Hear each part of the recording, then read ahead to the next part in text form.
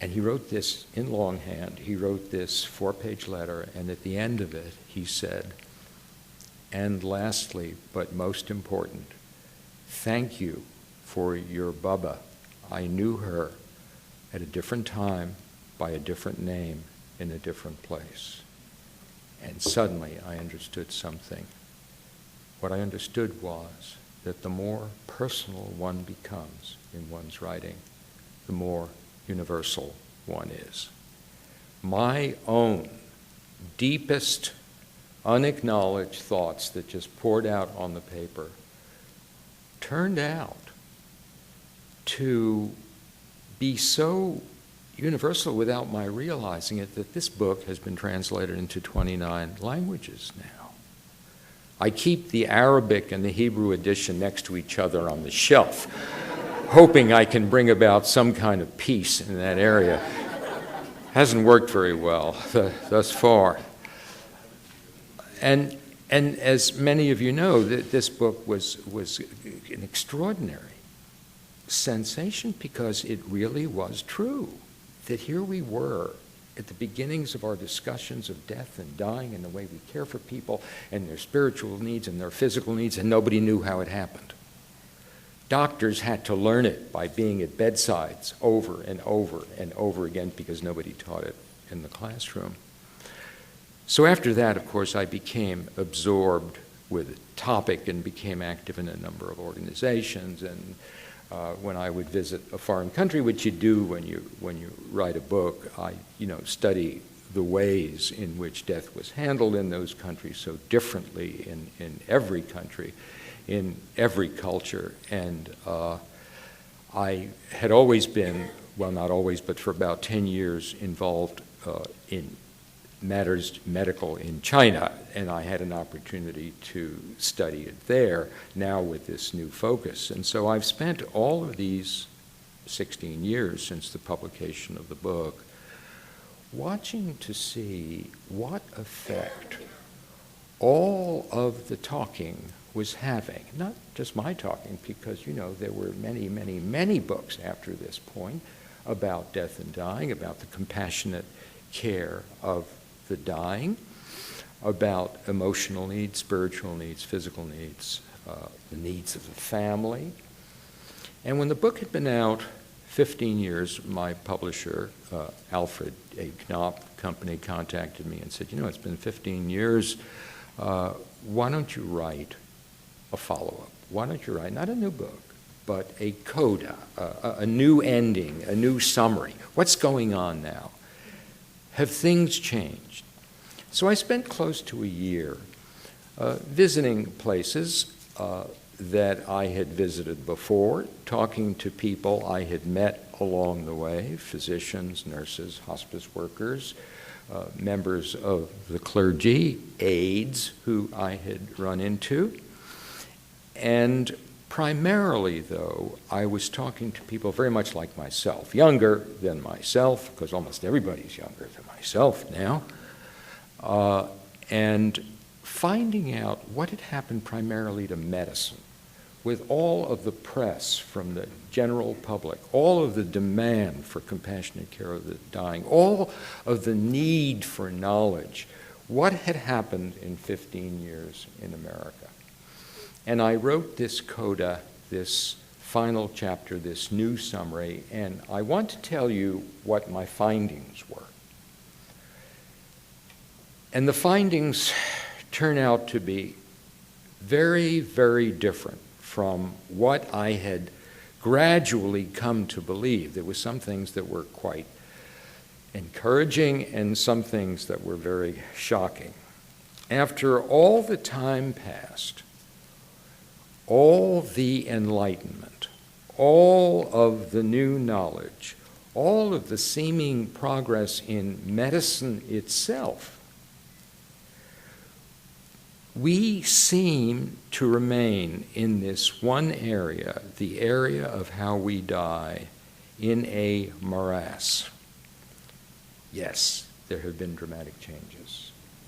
Yes, there have been new ways of looking at the process of death and dying.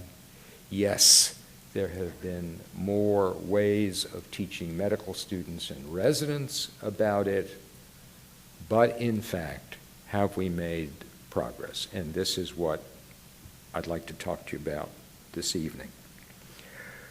What are the improvements that have taken place? Well, one of them I've just alluded to, an increasing awareness, an increasing sensitivity to our deficiencies, an increasing attention in the minds of everyone that matters have to change.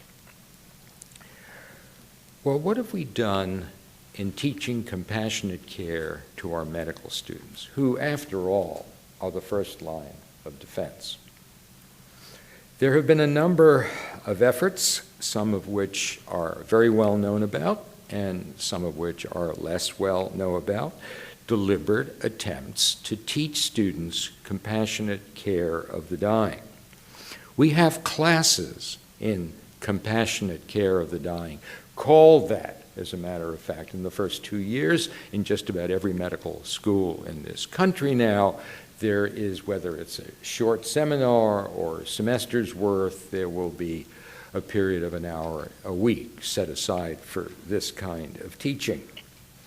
There are classes in what we call professional responsibility, an attempt to bring to the students a feeling of the nobility of medicine, the traditions of medicine, the obligations of medicine to the community, the sense that medicine is indeed not even a profession, it is a calling. And those of us who are fortunate enough to be called to it have to think of it as though we were called to the ministry, and this is a lifelong absorption, a total absorption, and we must be proud of that calling.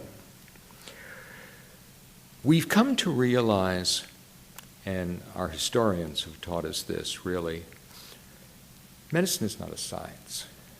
Medicine is an art that uses science as best as it can to heal, not necessarily to cure, but to heal. And healing being a total body process, the physician herself or himself is part of the healing process.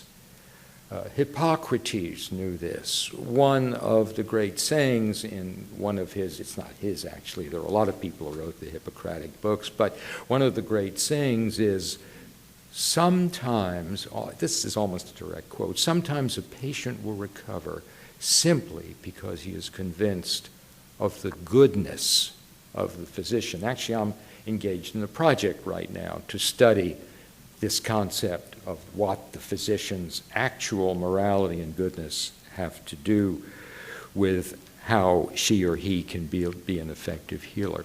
So the cultural aspects out of which medicine springs must be taught.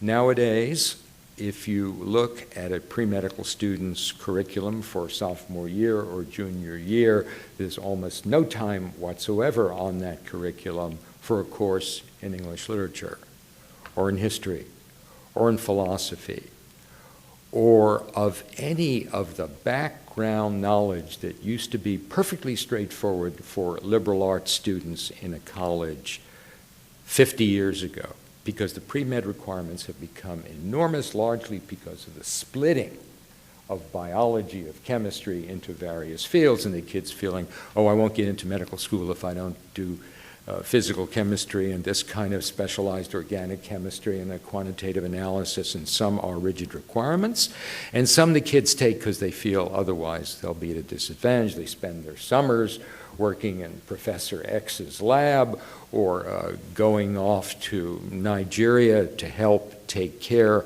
of the sick there with the missions, the medical missions that go, and they never sit under a tree and read Proust, like some of the doctors in this room certainly did.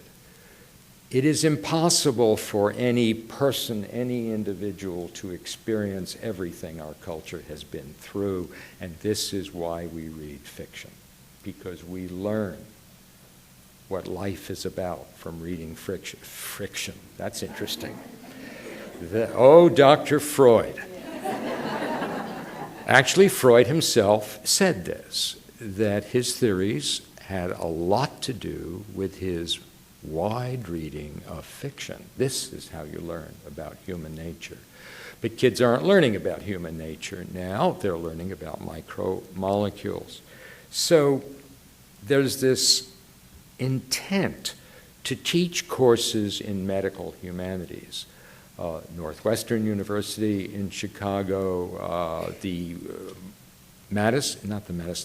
Marquette campus of University of Wisconsin has a program, a department of medical humanities. And these would seem to have been very helpful in rounding out medical students who had very little contact with humanities. We give prizes to the most compassionate physician. Foundations give prizes to faculty members who are exemplary in caring for the sick, caring for the dying. Foundations do the same thing. The foundation I belong to, the Hastings Center, which is a bioethics think tank, gives awards to a senior physician, a junior physician, and a house officer. Large amounts of money, $25,000. I myself have the feeling that these awards may be exercises in futility. You're not going to be compassionate because someone tells you might win a prize 10 years down the pike. I'm one of these people who is convinced that you learn your morality at your mother's knee. And when medical students tell me, I have 2 weeks free in the middle, what do you suggest I should do? Because I teach undergraduates right now. I don't actually even teach medical students anymore. I say, go home, hang around your mother, hang around your minister, hang around the people that you learn from to be the person you are. Don't go to the Bahamas and chase boys or girls or whatever you're chasing, and certainly stay away from the professor's laboratory. Don't volunteer to help him at all. And we teach classes in ethics. That's another thing that we try to teach. They are sometimes taught by card-carrying ethicists, and sometimes they're taught by doctors who have a particular interest in ethics. We have many kids who volunteer in hospices. You know, we have within 10 miles of New Haven America's first hospice, the Connecticut Hospice, and a good number of our medical students volunteer there, follow after the nurses, help out in the care of patients. So those are the changes, those are the kinds of progress that have occurred in these 15 years in medical schools and among the doctors who teach medicine to students.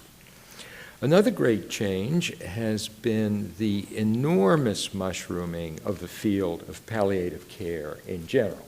Obviously, this was going on in 1994 when the book came out, but it is much, much larger today. A great deal more attention is being paid to palliative care, and doctors have developed a specialty of palliative care. The American Academy of Hospice and Palliative Care had already been founded in 1988, 6 years before I wrote my book.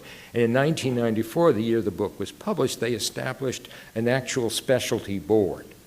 And the American, I think it's American Academy of Board Specialists or something, supervises the exam now, so people are qualified and have a certificate just like your internist or your surgeon or your psychiatrist is board qualified in palliative care. So that in itself is important progress.